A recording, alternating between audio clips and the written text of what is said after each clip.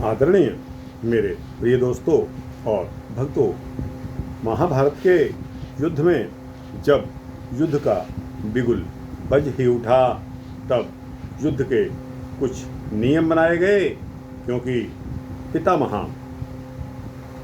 भीष्म सबसे बड़े और सीनियर मोस्ट सेनापति थे। कुरुक्षेत्र पहुंचकर पांडवों के सैनिकों ने अपने शिविर गाड़ने शुरू कर दिए। पांडव श्री कृष्ण के साथ देर रात तक बैठकर आगे की कार्य योजना और युद्ध की रूपरेखा बनाने में व्यस्त थे।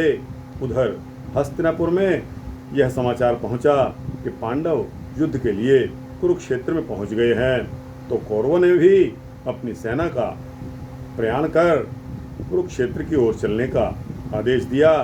आदेश मिलते ही रथों, हाथियों, अश्वारोहियों और पैदल सैनिकों के समूह कुरुक्षेत्र की तरफ चल पड़े। वहां पहुंचकर उन्होंने पांडवों के शिविरों के सामने ही अपने शिविर डाल दिए। ऐसा देखकर युधिष्ठिर ने श्री कृष्ण व अपने भाइयों से सलाह करके कौरवों के विरुद्ध युद्ध प्रारंभ करने की घोषणा कर दी। उन्होंने अपने सैनिकों का आवाहन करते हुए कहा, अपनी पूरी शक्ति इस युद्ध में झोंक दो, क्योंकि कौरवों की विशाल सेना के प्रमुख महान योद्धा भीष्म पितामह हैं। श्री कृष्ण ने अर्जुन का सारथी बनना तय कर लिया था। अपने अपने सेनापतियों के नेतृत्व में दोनों ओर की सेनाएं युद्ध के लिए आमने सामने आकर डटकर खड़ी हो गई। युद्ध के लिए संयुक्त रूप से कुछ नियम बनाए गए और दोनों ओर के सैनिकों द्वारा उन नियमों का सख्ती से पालन किया जाना भी आवश्यक था। दोस्तों, जो नियम बनाए गए वो इस प्रकार थे। प्रतिदिन सूर्यास्त से पूर्व युद्ध समाप्त करना अनिवार्य होगा। युद्ध पूरी तरह न्यायपूर्वक होगा। किसी भी निहत्थे सैनिक पर वार नहीं किया जाएगा। ऐसे व्यक्ति पर आक्रमण नहीं किया जाएगा जिसने अपनी हार स्वीकार कर ली हो। ऐसे व्यक्तियों पर हमला नहीं किया जाएगा जो अस्त्र शस्त्र, खाद्य सामग्री, औषधियाँ और अन्य युद्ध संबंधी सामान लाने ले जाने का काम कर रहे हों। ऐसे किसी शिविर पर आक्रमण नहीं किया जाएगा जहां घायलों का इलाज चल रहा हो। भीष्म पितामह ने अपने सैनिकों का साहस बढ़ाते हुए कहा कि आखिरी सांस रहने तक युद्ध करते रहें और कैसी भी भयावह परिस्थिति क्यों न हो, युद्ध में पीठ दिखाकर न लौटें, क्योंकि यह क्षत्रिय धर्म के विपरीत है। युद्ध भूमि में वीरगति पाने वाले शहीदों को स्वर्ग की प्राप्ति होती है। भीष्म पितामह के ये उत्साहवर्धक उद्गार सुनकर सैनिकों को मनोबल में वृद्धि हुई। दोस्तों, युद्ध में अर्जुन को भीष्म पितामह के विरुद्ध कमान संभालनी थी, इसलिए श्री कृष्ण अर्जुन का रथ उस स्थान पर ले गए जहां भीष्म पितामह खड़े थे। उनके आसपास गुरु द्रोणाचार्य, कृपाचार्य और अश्वत्थामा आदि खड़े थे। अर्जुन ने चारों ओर दृष्टि डाली। उन्हें हर ओर से अपने ही स्वजन दिखाई दिए। मुझे अपने स्वजनों से ही युद्ध करना पड़ेगा, ऐसा सोचकर अर्जुन का दिल बैठने लगा। वे सोचने लगे कि क्या विजय पाने के लिए मुझे पितामह भीष्म, गुरु द्रोण, कृपाचार्य आदि से युद्ध करके क्या इन्हें मारना होगा? मैं जिनकी गोद में खेलकर पला हूँ, बड़ा हुआ हूँ और जिनसे मैंने अस्त्र शस्त्र की शिक्षा प्राप्त की है, उनके विरुद्ध मैं शस्त्र कैसे उठा सकता हूँ? उनके विरुद्ध शस्त्र उठाना तो दूर, ऐसा सोचना भी मेरे लिए पाप है। मैं अपने ही आदरणीय और प्रिय स्वजनों के खून से लथपथ विजयश्री लेकर क्या करूँगा? एक राज्य तो क्या, मैं पूरी पृथ्वी के लिए भी ऐसा नहीं कर सकता। ऐसा सोचकर अर्जुन ने अपना गांडीव धनुष नीचे रख दिया और निढाल होकर बैठ गए। उनका मन बेचैन होने लगा।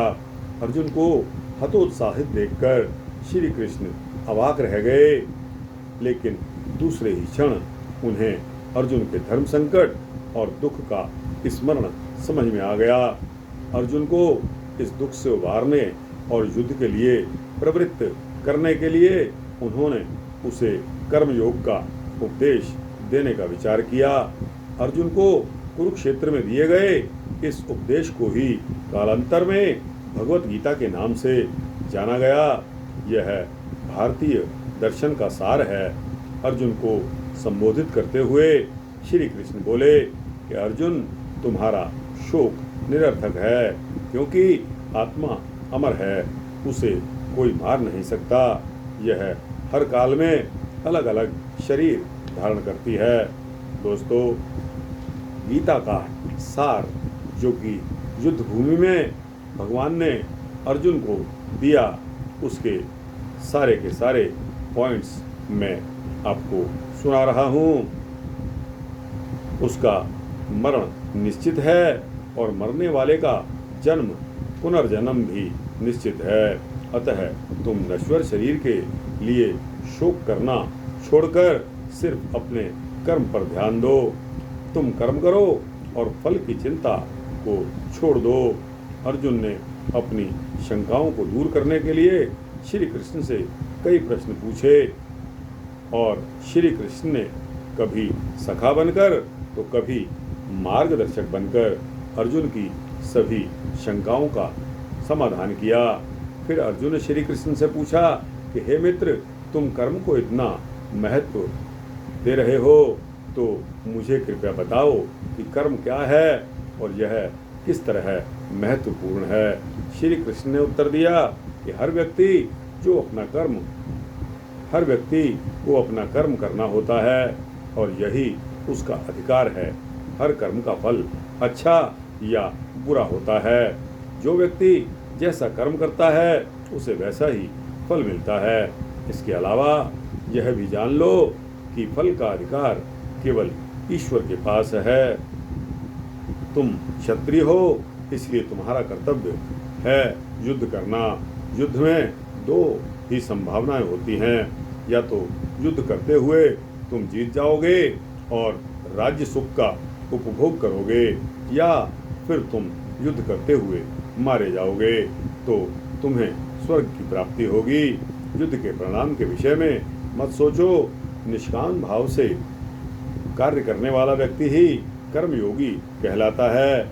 आपने अभी इच्छाओं को मन से, अपनी सभी इच्छाओं को मन से निकालकर अपनी पांचों इंद्रियों पर नियंत्रण रखने वाला व्यक्ति मोक्ष प्राप्त करता है। इसके पश्चात श्री कृष्ण ने अर्जुन की शंकाओं का समाधान करने के लिए उन्हें योग, ज्ञान योग, राजभोग, कर्मयोग और भक्ति योग का उपदेश दिया। श्री कृष्ण से ज्ञान पाकर अर्जुन का सारा मोह, सारा विषाद दूर हो गया। उन्होंने श्री कृष्ण से अपने दिव्य स्वरूप के दर्शन देने को कहा। श्री कृष्ण ने अर्जुन को दिव्य ज्योति देते हुए अपने दिव्य स्वरूप के दर्शन कराए। दोस्तों, गीता का अब जो सार है वह आपके समक्ष मैं सुना रहा हूँ। क्यों चिंता करते हो? तुम्हें कोई नहीं मार सकता। आत्मा तो जन्म लेती है। आत्मा ना तो जन्म लेती है और ना ही मरती है। सदा सर्वोत्तम ही हुआ है, सदा सर्वोत्तम ही होता है और सदा सर्वोत्तम ही होता रहेगा। कभी भी अतीत पर प्रायश्चित मत करो, ना ही कभी अपने भविष्य के विषय में सोचो। वर्तमान में ही जीना सीखो। कौन सी हानि तुम्हें व्यथित करती है? तुम साथ क्या लाए हो और तुमने यहाँ क्या खो दिया है? जो कुछ भी तुम्हारे पास था अब खो गया है।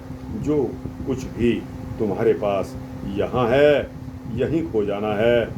जो कुछ भी तुम्हारे पास था परमपिता परमेश्वर का उपहार था। जो कुछ तुमने खोया उसी के पास चला गया। तुम खाली हाथ आए थे और खाली हाथ ही जाओगे। शेष शून्य होगा। जो कुछ अब तुम्हारे पास है कभी किसी और का था और भविष्य में भी किसी और का ही होगा। उसके प्रति मोह मत रखो। मोह ही चिंताओं का मूल कारण है। परिवर्तन प्रकृति का शाश्वत नियम है। स्वयं को पल भर के लिए करोड़पति समझ लो तो अगले ही पल तुम्हें रुला देगा।